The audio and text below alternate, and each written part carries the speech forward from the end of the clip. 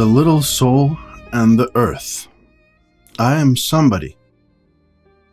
A children's parable adapted from Conversations with God by Neale Walsch. Once upon no time, there was a little soul who said to God, "I don't want to leave you." "Good," God said with a big smile, "because you don't ever have to." But the little soul did not understand, because this was the very day on which the little soul was going to be born, and the little soul thought that when you are born, you leave heaven. In fact, the little soul was already standing in line only a few steps away from the doorway to earth. "Should I be afraid?" the little soul asked. No, God said, smiling again. "In fact, this is a day to be happy. This is your birthday." "I know," the little soul cried, "but it's also the day that I'll be leaving you and saying goodbye to heaven, and that makes me sad." God gave the little soul a big hug. "I'll be with you always. It's impossible to leave me, because I'm with you wherever you go." "You are?" asked the little soul, eyes wide with hope. And God answered immediately, "Yes, I am. All you have to do if you want me is call out to me, and you'll see that I'll always be there." What if things don't go right?" the little soul asked, starting to tremble. "I mean, always is a long time. What if I mess up? Will you still be there, or will you be mad and stay away?" "Of course not," God answered, smiling. "I will never be mad at you. Why would I be mad just because you made a mistake? Everybody makes mistakes. Even you?" the little soul wanted to know. "Well," God laughed, "there's asparagus." The little soul was feeling better already. "Okay, so you'll be around all the time. That's good to know. That's almost like being in heaven." God smiled. "It is being in heaven. You can't leave heaven, because heaven is the only thing I ever created. Heaven is everywhere you go." "Even on earth? Can I be in heaven on earth?" Now there was a twinkle in God's eye. "Especially on earth. Earth is one of the most wonderful places in heaven." "Then," said the little soul, "I am ready to go. This is going to be fun." "Yes, it is," God agreed. "More fun than you know. And don't worry about a thing. Even if you forget what I told you, even if you forget about me, you'll have a very special friend to help you." The little soul was shocked. "Forget about you? How could anybody forget about God?" "Oh," God smiled, "you'd be surprised. Some people forget about me over and over, and almost everybody forgets about me once or twice." "Well, I won't," declared the little soul solemnly. "I'll never forget about you." God said, "That's very nice, but don't worry if you do. You'll always have Melvin." "Melvin? Who's Melvin?" the little soul asked. "Your very special friend. Melvin is an angel who has agreed to be with you all of your life, so that no matter what happens, you'll have someone to help you." "Wow," said the little soul, "an angel who guards you." "That's right," God said. "That's why we call them guardian angels. See? Yours is right over there, waiting to take you to earth." "Hold it," the little soul said. "You're telling me that I have a guardian angel named Melvin?" "Well," God said with a wink, "Clarence wasn't available." "Oh," the little soul nodded, pretending to understand, although the little soul did not understand at all. "Melvin will be with you all the time, and he'll explain everything," God assured. "But right now, you have to hurry. Look, your turn is next. You're about to be born." And it was true. The little soul was only one step away from the doorway to earth, and there was no one ahead in line. The little soul sang happily, "I get to have a body, I get to have a body." "Yes, you do," God said with a big grin. "Okay then, off you go. Have a wonderful time, and don't forget to call me if you need me." And so it was that the little soul was born. "Wow, I am somebody," the little soul sang out the moment after becoming a baby. It sounded like crying to everyone else in the room, but the little soul was actually singing. "I'm not only a soul anymore, now I've got a body." "Yes, now you're somebody," Melvin joined in the singing from across the room. A lot of people were crowding around the baby, and Melvin wanted to make sure they had plenty of space. Just then the little soul heard one of the people say, "It's a girl," and everyone oohed and ahed, and someone even clapped their hands. "Welcome, Megan," said one of them. "Is that my name?" Little Soul asked. "Sure is," Melvin beamed. "Aren't you excited?" "I am," the little soul replied. "At least I think I am." She wondered about this because just then she was picked up by someone she didn't even know. "It's okay," Melvin assured her. "She's a doctor. She's just going to see how much you weigh and how big you are and check out your body to make sure that everything is perfect." And while the doctor and the nurses were doing this, the little soul couldn't stop thinking. Finally, she asked, "Is it good to be a girl?" "Of course it is. It's wonderful," Melvin replied. "Is it better than being a boy?" "Nope." "You mean being a boy is better than being a girl?" "Nope." "You mean that neither one is better?" "That's exactly what I mean," Melvin said approvingly. "And don't ever let anyone tell you anything different." "Why would anyone want to do that?" Megan wondered. "Well," Melvin replied, "some people don't understand what you know now as a baby. They grow up and they forget things." "Yeah," Megan agreed. "Someone was just telling me about how we forget things, but I can't remember who it was." "I'll remind you later," Melvin promised. "But right now, you have to get used to having a body." The little soul named Megan looked around the room. She saw lots of other bodies, and everybody seemed busy doing something very important. "Do you have a body too?" she asked Melvin. "Guardian angels don't have bodies," her friend explained. "But they can look like they have a body if it makes things easier. Should I pretend to have a body now and then so that you can see me?" "Sure," Megan said. "That would be fun."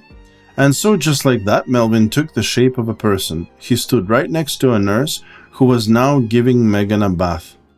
"Hey, I can see you," Megan exclaimed. "Good. Now try to hold a picture of me in your memory because before too long you may not be able to see me anymore." "Why not? Are you going away? God said you would be my special friend forever and be with me every minute." "I will be with you every minute," Melvin said firmly. "I'm not going anywhere. But sometimes when you tell other people that you see your special friend, they may try to convince you that I'm not here." Megan was amazed. "How come?" she asked. "Because they can't see me, and so they don't believe you're actually seeing me either. And so they'll say that I'm in your imagination." "Are you?" The little soul blinked her eyes. "Well, yes, of course," Melvin answered. "But that doesn't mean I'm not real. Everything in your imagination can be as real as you make it. Always remember that." Megan thought about this for a long time. Well, a long time for a baby anyway, which is about a minute. Then a funny look crossed her face. "Hey," she said, "this water is getting cold." Melvin moved quickly to the nurse. "Oh my gosh, she made a mistake," he told the little soul. "She let the water cool down without adding some warm. I'll see if I can make her think about it." Then Melvin whispered into the nurse's ear. Sure enough, the nurse, just at that moment, poured some nice warm water over Megan. "It was a mistake," Melvin said again. "Will you forgive her?" The little soul thought and thought. Finally she said, "What does forgive her mean?" It was then that Melvin understood that he was really going to have a lot of work to do. Why, the little soul had forgotten why she even came to Earth. She went through the doorway to Earth and forgot everything. She didn't even remember that she asked to be born so that she could experience what it was like to forgive someone. Oh, that part of the story that you haven't heard yet, isn't it?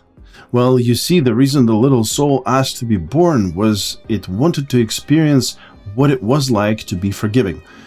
When it was not living on the earth, the little soul understood that the whole reason anyone even had a life was to give them a chance to experience everything.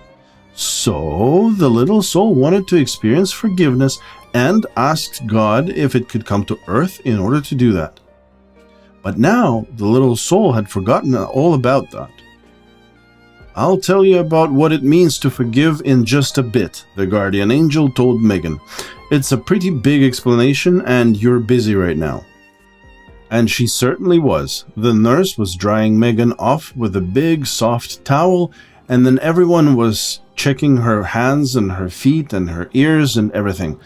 They seemed pretty happy because everyone was saying, "What a beautiful baby, she's perfect." "So," said the little soul, "what's next now that I have a body and know who I am?" "Who do you think you are?" asked Melvin. "I am this, I'm this," Megan said, pointing to her body. "This is who I am." "No, it's not," Melvin laughed. "I know it is who you think you are, but your body is not you. It's yours." All that Megan could say was, "Huh?" Melvin laughed again. "I said your body is not you. It's yours. That means your body is not who you are. It's something you have." "Like a toy?" Megan asked. Melvin thought for a moment. "More like a tool to build something with." "But what will I be building?" "A life." "And just how," asked Megan, "do I build a life using my body?" "By experiencing." Melvin responded, sounding very much like a professor in a big college somewhere. "Experiencing what?" "Experiencing whatever you want to experience that you can't experience unless you have a body." Melvin wondered whether the little soul would be able to understand. "Well, I'll tell you what I want to experience right now," Megan blurted out, and it's a good thing that the guardian angels can understand baby cry, because no one else in the room had any idea what she was saying. "I want to experience being warm. I'm getting cold again. I wish someone would bring me a blankie." And can you believe it? Just then, a woman brought over a soft, warm blanket, wrapping it snugly around the baby. "Oh, wow! Did you see that?" Megan cried out. "All I did was wish that someone would bring me a blankie, and a blankie showed up." "Isn't that great?" Melvin chuckled softly. "That's how it works." "That's how what works?" "That's how life works. You can wish for something, and just like that, you can get it." Megan could hardly believe her ears. "Really?" she asked. "All I have to do is wish?" "Well, it helps if you wish upon a star," Melvin smiled, "but it's not absolutely necessary. There's only one thing that's absolutely necessary." "What's that?" Megan asked eagerly. "Faith." "Faith?" "Yep," Melvin went on. "You've got to believe that you'll always have everything you need. You've got to believe that God is on your side." Now the little soul's eyes opened very wide, and she asked the most surprising question. "Who's God?" Melvin, the guardian angel, looked down at the little soul and smiled the most angelic smile. "Well, my little Megan," he whispered gently, "you really have forgotten everything, haven't you? God is the one who put you here and put me here and put everything here." "Really?" the little soul asked. "Well, where is she? Tell me more about her." Melvin smiled again, but just as he was about to explain all about God, Megan was being picked up and placed in someone's arms. "Oh, this is wonderful," she squealed with delight. "It feels so good to be held here. It feels just like I felt before when I wasn't born yet. I would know that feeling anywhere. What's it called?" And Melvin replied, "It's called Mummy." And at that very moment, Megan felt a hand touching her face and a kiss planted right there on top of her head. "Wow, what was that?" she exclaimed. And Melvin replied, "That was Daddy." "But what was that feeling?" the little soul wanted to know. "It's that feeling that I would know anywhere. What's that feeling that I felt when Mommy held me and Daddy kissed me?" "Love," her angel explained. "That feeling is called love." "Wow, that feels good. How can I get more of that?" "No, that's easy," said Melvin. "Just give it away." The little soul looked at her guardian angel with a big question on her face.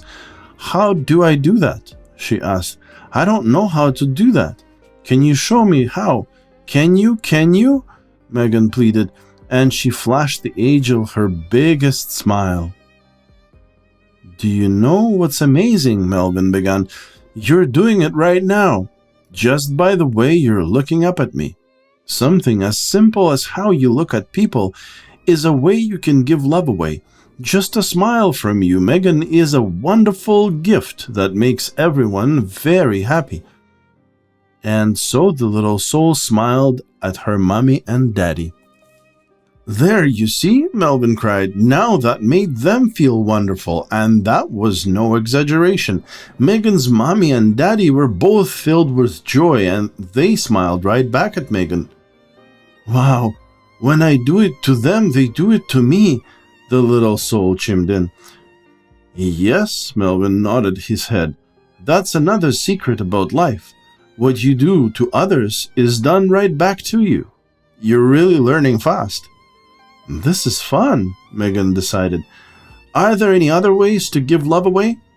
Melvin chuckled. "There are so many ways you can't even count them."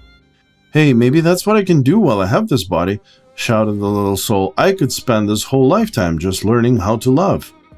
"You certainly could," Melvin agreed.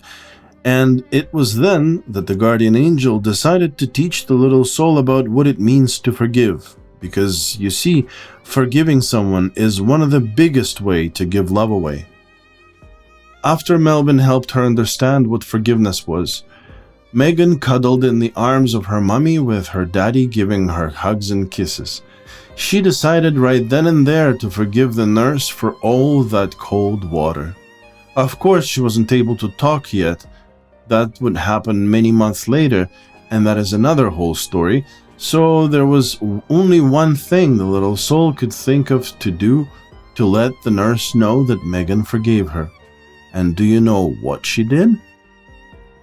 That's right. She looked right at the nurse and smiled her biggest smile. Isn't that a wonderful story? Now you can smile too.